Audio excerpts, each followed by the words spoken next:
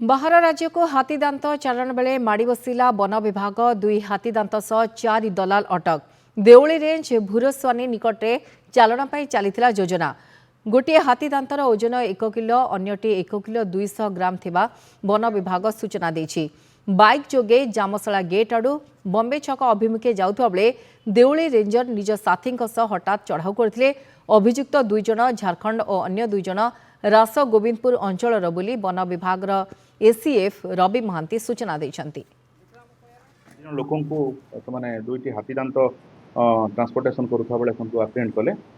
दुईटा हाथीदांत सीजर करागला एवं ता सहित गोटे गामुछारे से बांधिकी हाथीदांतटा कान गोटे बैग पूरी गोटे कटन गामुछा थिला गोटे बैग थिला एवं 2 जन लोक मोटरसाइकल रे ताको आणुथिले एवं से 2 जन को आउ 2 जन फॉलो करुथिले।